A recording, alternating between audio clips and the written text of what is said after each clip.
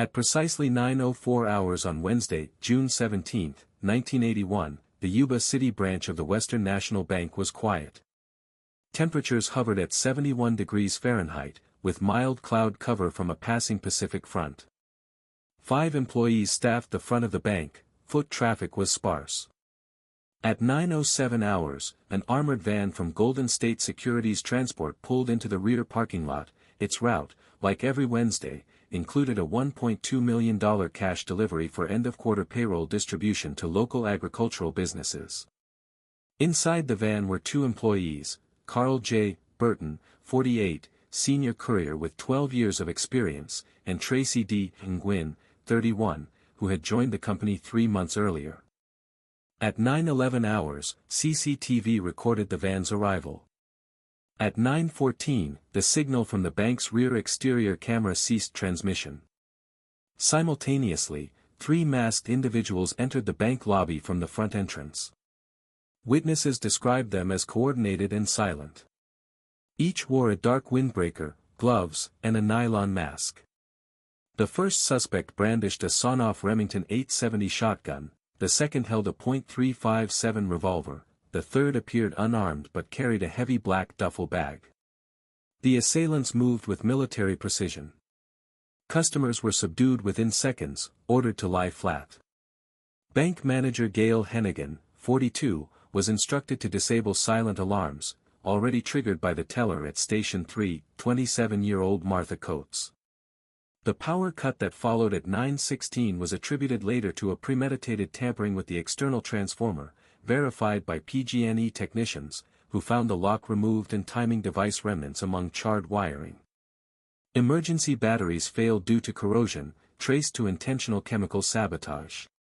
Hennigan was escorted at gunpoint to the vault. What she saw remains a focal point of this file: 2 men, Burton and a previously unknown accomplice, already inside, unsealing preloaded cassettes and cash bins. Nguyen was bound in the delivery bay, gagged but unharmed. The robbers' escape was methodical. Surveillance blind, local PD delayed by a simultaneous false alarm at a gas station 3 blocks west, confirmed staged, and no apparent getaway vehicle. They exited the building by 9:26, disappearing through the adjoining alley between Bank and Hamilton Hardware, last seen entering a vacant lot that once housed a condemned auto repair shop. The immediate manhunt yielded nothing. No fingerprints. No tire tracks. Helicopter search, negative. And no trace of the $1.2 million in currency. Key discrepancy identified, June 18, 1981.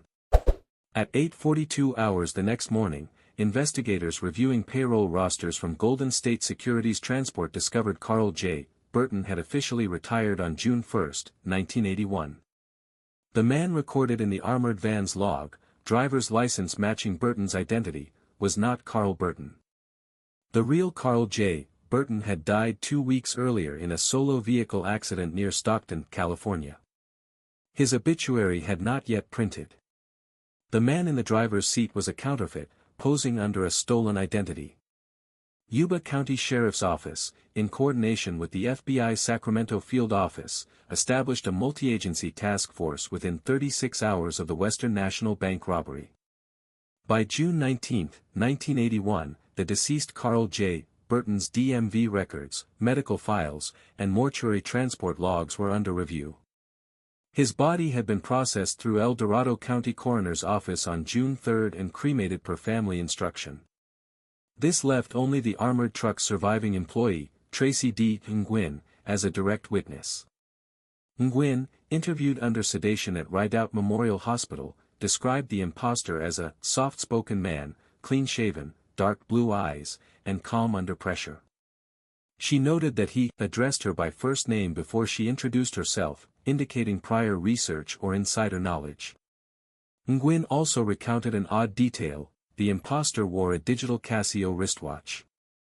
The time on its face read 8:46 when she glanced at it during the handover.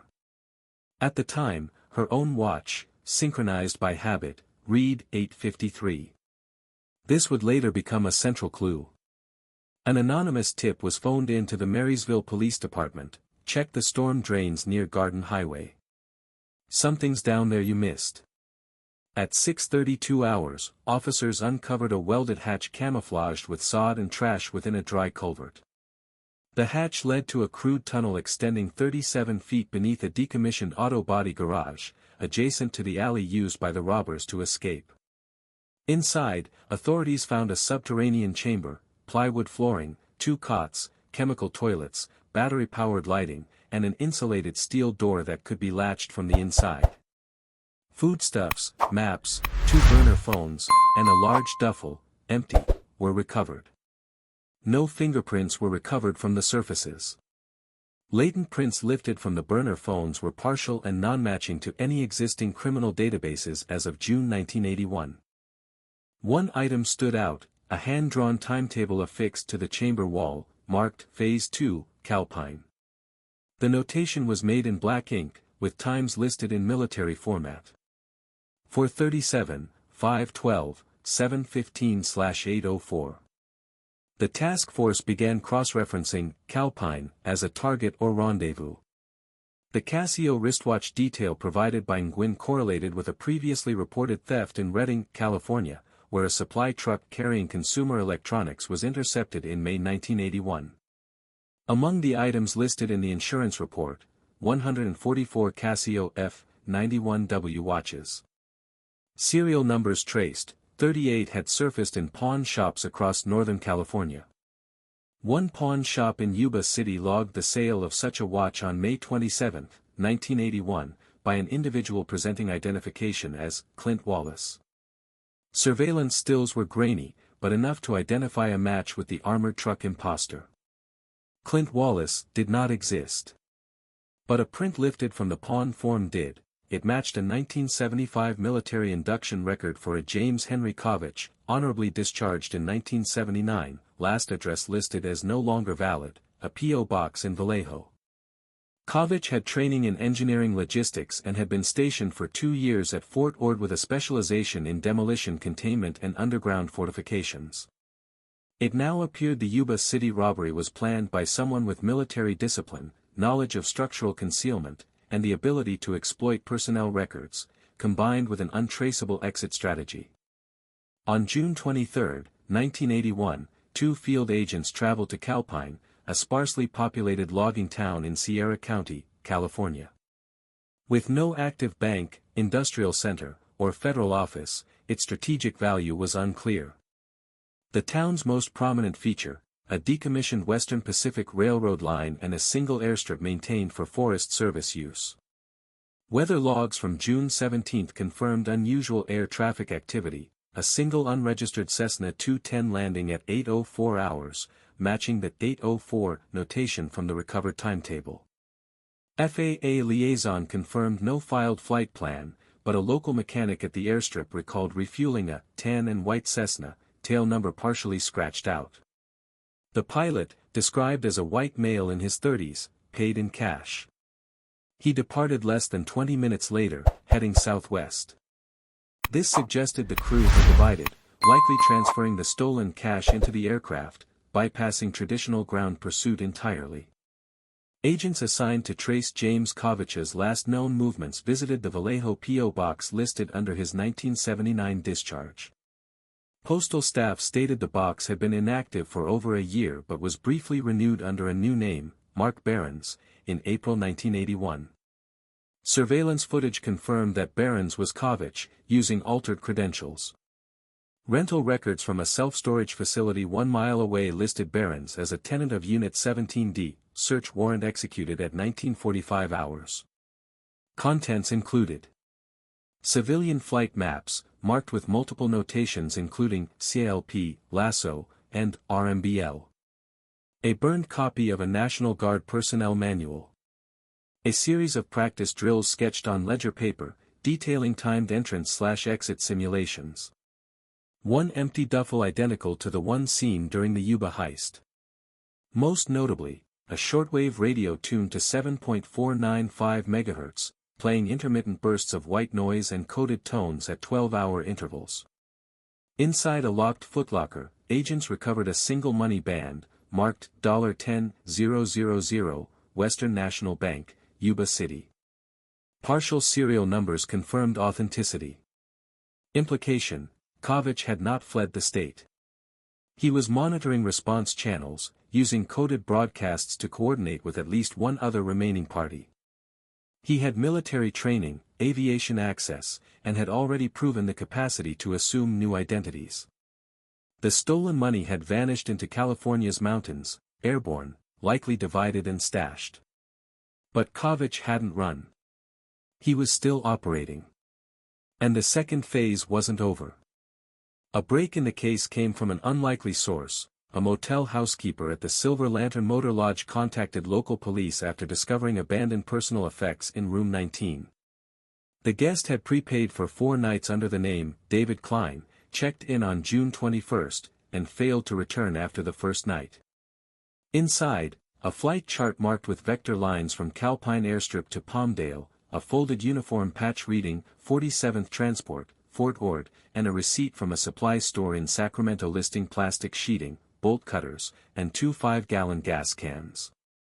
The motel phone log showed one outgoing call, June 21, 22:19 hours, to a landline in Raton, New Mexico. Agents tracing the number discovered it belonged to Matthew Trent, a former Army associate of Kovich's, discharged the same year. Trent's known alias, M. Rain, appeared on a 1980 land sale in Tuolumne County, 33 acres of forested terrain with a partially constructed cabin and private well access. Aerial recon on June 28 confirmed recent vehicle tracks, twin tire impressions consistent with a short bed pickup, fresh ruts within the past 72 hours. Search warrant executed at 4:37 on June 29. The property was empty. Inside the cabin. Steel lockboxes, empty. A high-frequency radio identical to the one found in Vallejo. Burned paper remains in a steel drum, some financial statements partially legible, including references to mobile storage, conversion rate, and die marker screening. A shovel and post-hole digger were found near the tree line, the dirt still loose. FBI evidence team uncovered the first physical trace of the cash. Buried 28 inches down, a vacuum-sealed parcel wrapped in oilcloth, containing $40,000 in mixed denominations, all bearing red dye residue along the edges, as if hastily laundered and dried. Serial tracking confirmed they were part of the Western National drop. The find narrowed the list of suspects. Trent and Kovich were confirmed collaborators. But the timing indicated another truth: the split had already occurred. Each man was taking his share and disappearing. The remaining $1.16 million was now presumed scattered, portioned and hidden across state lines. But one fact remained chilling: someone had gone to extreme effort to remove die packs, and they had succeeded in doing so without triggering a single one during the heist. Following the vector path traced on the recovered Calpine flight chart, agents focused on the Palmdale Municipal Airfield.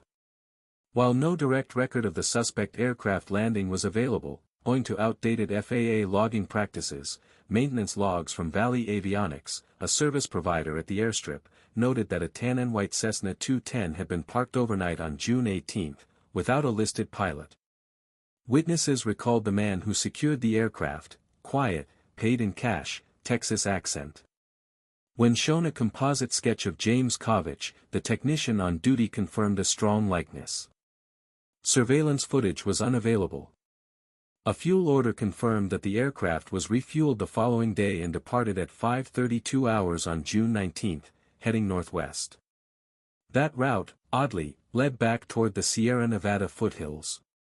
In a parallel track, U.S. Forest Service patrolman Carlos Menendez reported an unusual trespassing complaint from a rancher on the outskirts of Oakdale.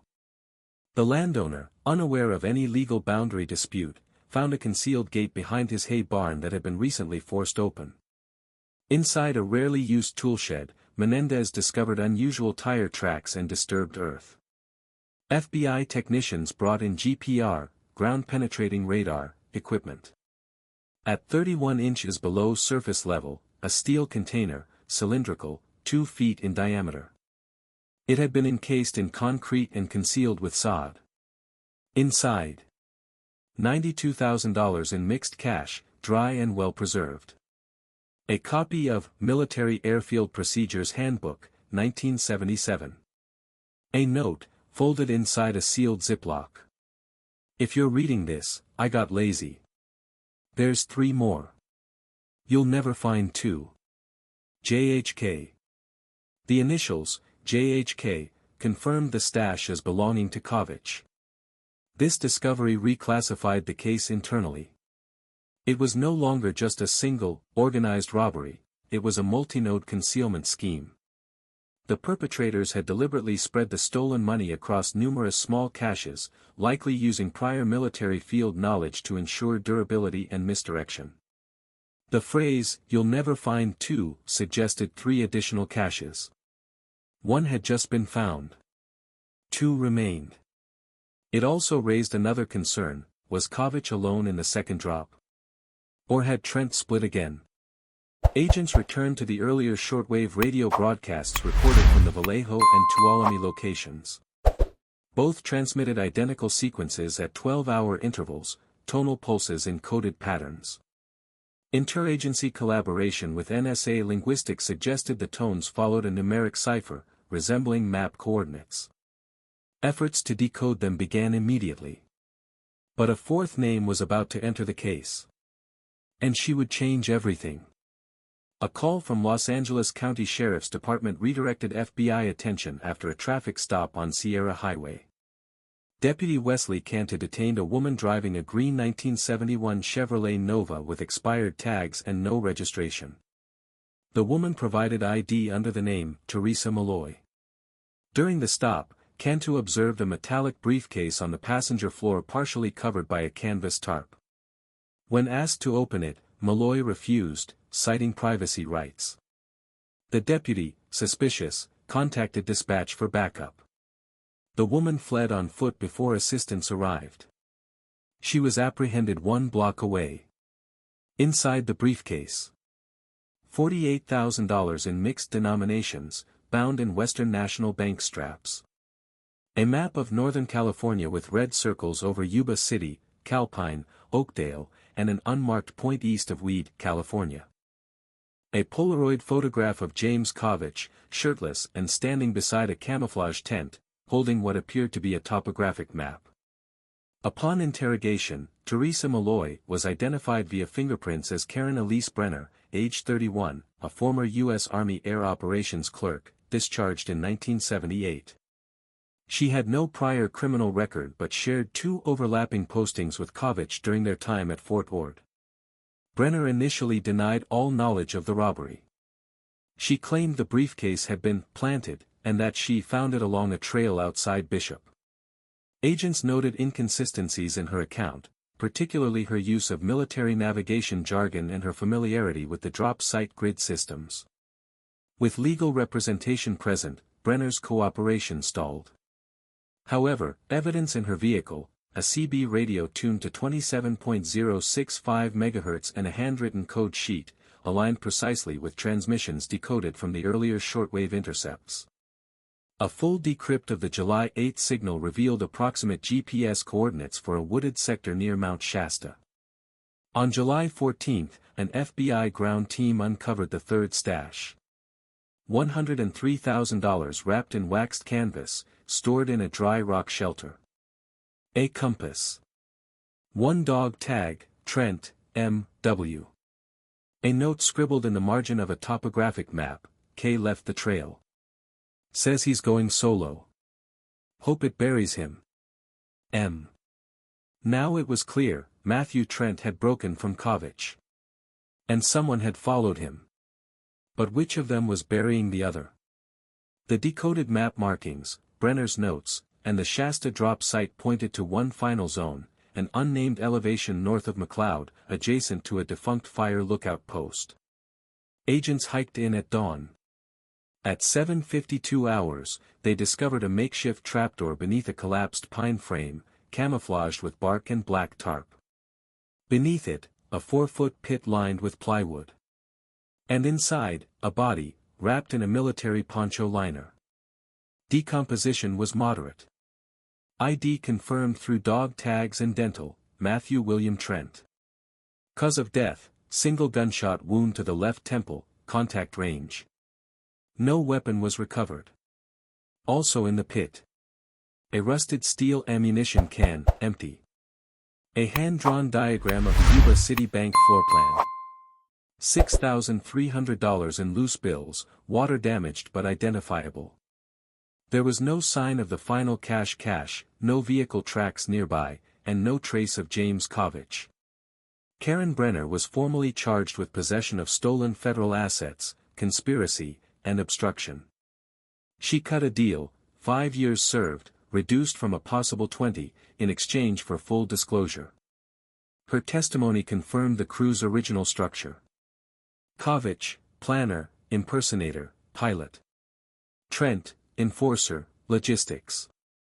Brenner, signal handler, communications. An unnamed fourth man, the inside man at Western National Bank, whose identity was never definitively established. According to Brenner, the plan had always included 4 drops, spaced, camouflaged, and timed for recovery over 2 years. But after the successful flight to Calpine and initial dispersals, Kovich began vanishing from radio contact, ignoring signals, and altering prearranged schedules. Trent confronted him, likely at the Mount Shasta site. Kovich did not take the confrontation lightly. In the final search sweep of the Mount Shasta sector, beneath a rock outcrop 200 meters from Trent's shallow grave, agents located cash for. Inside. $316,000 in sealed bundles, intact. A hand-scrawled tag. Burn everything else. JHK. This brought total recovery to $605,300, just over half of the stolen amount. The remaining funds, believed to have been either laundered or stashed prior to Trent's death, were never found. James Henry Kovich was never seen again. The last confirmed trace, a fuel receipt in Winnemucca, Nevada, dated July 21, 1981, the day after Trent's body was found. Despite multiple searches and international watch lists, Kovich vanished without indictment or trial. His name entered the FBI's fugitive file with limited priority due to the nonviolent nature of the initial crime and lack of new sightings. To this day, law enforcement agencies in the western United States occasionally receive anonymous mailings, photos of old banknotes, coded phrases from the original radio bursts, or location tags on untraceable postcards. The Blackbird Job remains one of the most meticulously planned and partially executed bank robberies in U.S. history. But its architect? Gone. With $500,000 and a 30-year head start.